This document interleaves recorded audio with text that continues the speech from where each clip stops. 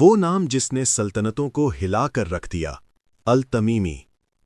کیا ہوگا اگر میں آپ کو بتاؤں کہ ایک خاندان کا نام اتنا طاقتور، اتنا ہیبت ناک اور اتنا قابل احترام تھا کہ عظیم ترین اسلامی اسکالرز، جنگجوؤں اور مصلحین نے 1400 سال تک اسے سینے سے لگائے رکھا، اور آج زیادہ تر مسلمانوں نے ان کی پوری کہانی کبھی سنی ہی نہیں۔ اسلامی تاریخ کا وہ طاقتور ترین خاندان جس کا کوئی ذکر نہیں کرتا، التمیمی۔ اسلامی تاریخ میں ایک ایسا نام ہے جو عرب کے صحراؤں میں گونجتا ہے، بغداد کے سنہری آئیوانوں میں سنائی دیتا ہے، اور آج بھی لاکھوں دلوں میں سرگوشیاں کرتا ہے، اور وہ نام ہے التمیمی۔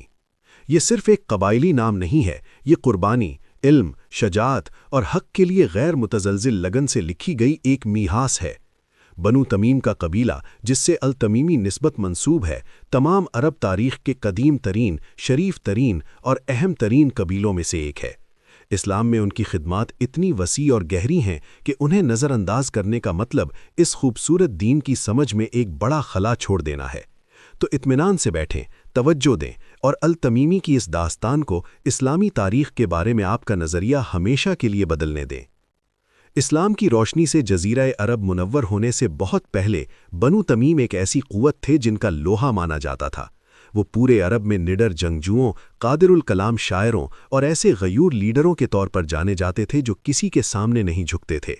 ان کی زمین وسطی عرب کے وسیع علاقے نجد تک پھیلی ہوئی تھی، اور عربی زبان میں ان کی فصاحت و بلاغت اس قدر غیر معمولی تھی کہ دوسرے عرب قبائل محض تمیمیوں کی گفتگو سننے کے لیے طویل فاصلے طے کر کے آتے تھے۔ عربی زبان، جس کے ذریعے قرآن مجید نازل ہوا، اسے محفوظ اور مکمل بنانے میں بنو تمیم جیسے قبائل کا بڑا ہاتھ ہے۔ جب خود نبی کریم نے بنو تمیم کی فصاحت کی تعریف فرمائی تو یہ محض ایک تعریف نہیں تھی، بلکہ یہ ان لوگوں کا خدائی اعتراف تھا جنہیں تاریخ نے اپنے سے بڑی کسی چیز کی حفاظت کے لیے منتخب کیا تھا۔ جب اسلام آیا تو بنو تمیم نے اسے محض قبول ہی نہیں کیا، بلکہ اسے اس سے بدل دیا، اور انہوں نے اسے ایک زندہ جاوید تہذیب میں بدل دیا۔ اسلام قبول کرنے والے اولین اور مشہور ترین تمیمیوں میں الاقرع بن حابس التمیمی شامل تھے، جو اپنے قبیلے کے سردار تھے اور جن کے اسلام لانے سے ان کے قبیلے کے سینکڑوں لوگ دائرہ اسلام میں داخل ہوئے۔ یہی تمیمی قیادت کی شان تھی، جب وہ حرکت کرتے تو زمین ان کے ساتھ حرکت کرتی۔ وہ کسی لہر کے پیچھے چلنے والے نہیں تھے، وہ خود لہر پیدا کرنے والے تھے۔ ان کا اسلام لانا محض ایک قبولیت نہیں تھی، بلکہ ایک ایسا والہانہ ملاپ تھا جس نے ایک پورے قبیلے کی روحانی اور سیاسی توانائی کو اللہ اور اس کے رسول صلی اللہ علیہ وسلم کی خدمت کی طرف موڑ دیا۔ لیکن شاید اس زمین پر چلنے والی سب سے قداور تمیمی شخصیت شیخ الاسلام محمد بن عبد الوہاب التمیمی تھے، جو 1703 میں عرب کے قلب نجد میں پیدا ہوئے۔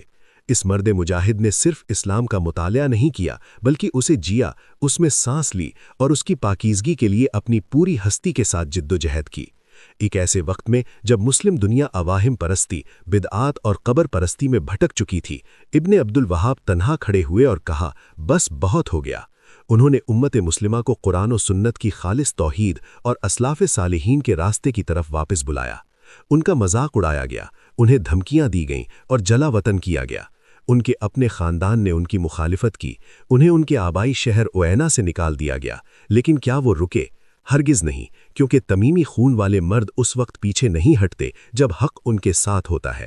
انہوں نے محمد بن سعود کے ساتھ ایک تاریخی اتحاد قائم کیا، اور اس ملاپ سے ایک ایسی تحریک نے جنم لیا جس نے بالآخر پورے جزیرہ عرب کو کایا پلٹ دیا۔ ان کی کتابیں، ان کے خطوط، ان کی تعلیمات آج بھی دنیا بھر کی یونیورسٹیوں، مسجدوں اور گھروں میں پڑھی جاتی ہیں۔ ان کے تاثرات محض علاقائی نہیں تھے، بلکہ آفاقی تھے، اور وہ آج بھی مسلم دنیا میں ایک سمندر کی لہروں کی طرح رواں ہیں۔ جو چیز تمیمی میراث کو حیران کن بناتی ہے، وہ صرف کسی ایک فرد کی عظمت نہیں ہے، بلکہ صدیوں پر محیط عظمت کا وہ تسلسل ہے جو کبھی نہیں ٹوٹا۔ تمیمیوں نے ایسے علماء پیدا کیے جنہوں نے علم حدیث کو محفوظ کیا، ایسے جنگجو پیدا کیے جنہوں نے مسلم زمینوں کے دفاع کیا، ایسے شاعر پیدا کیے جن کے الفاظ نے توحید کی خوبصورتی کو سمیٹا، اور ایسے قائدین پیدا کیے جن کے انصاف میں قرآن کے اصول جھلکتے تھے۔ وہ ان جنگوں میں موجود تھے جنہوں نے ابتدائی اسلام کی تشکیل کی، وہ ان عدالتوں میں موجود تھے جہاں اسلامی فقہ کی تدوین ہو رہی تھی، وہ ان مدرسوں میں موجود تھے جہاں علماء کی اگلی نسل تیار ہو رہی تھی، اور وہ عام مسلمانوں کے دلوں میں موجود تھے جنہیں کسی ایسے شخص کی ضرورت تھی جو انہیں یاد دلائے کہ وہ کون ہیں اور کس مقصد کے لیے کھڑے ہیں۔ یہ موجودگی، یہ استقلال اور حق کے ساتھ وہ وفاداری، یہی تمیمی کی روح ہے۔ تمیمی کی کہانی میں ایک گہرا روحانی سبق پوشیدہ ہے جسے ہر مسلمان کو اپنے دل میں جگہ دینی چاہیے۔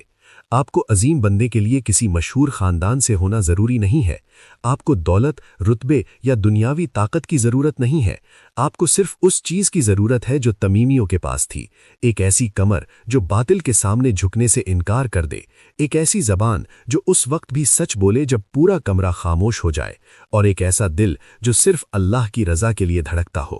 تمیمی ہمیں یاد دلاتے ہیں کہ حقیقی میراث آرام دہ جگہوں میں نہیں بنتی، یہ آزمائشوں کی آگ میں بنتی ہے، حق کے لیے تنہا کھڑے ہونے کی گھڑیوں میں بنتی ہے، اور اس وقت حق کی مسلسل جستجو میں بنتی ہے جب پوری دنیا آپ کے خلاف کھڑی ہو۔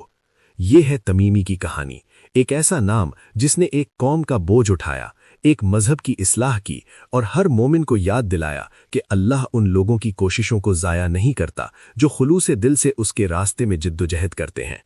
اگر اس کہانی نے آپ کے دل کو چھوا ہے، اگر اس نے آپ کو یاد دلایا ہے کہ ہمیں اپنی اسلامی تاریخ کو جاننا کیوں ضروری ہے، تو ابھی اس ویڈیو کو کسی ایسے شخص کے ساتھ شیئر کریں جسے اسے سننے کی ضرورت ہے۔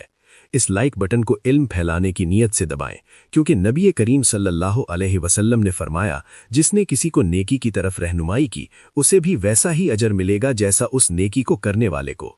اس چینل کو سبسکرائب کریں کیونکہ ہم ابھی صرف آغاز کر رہے ہیں۔ اسلامی تاریخ میں ایسی سینکڑوں کہانیاں دفن ہیں، اور ہم تب تک نہیں رکیں گے جب تک ہر مسلمان یہ نہ جان لے کہ وہ حقیقت میں کون ہے اور کس لیے ہے۔ امت کو مزید تفریح کی ضرورت نہیں ہے، امت کو مزید سچائی کی ضرورت ہے۔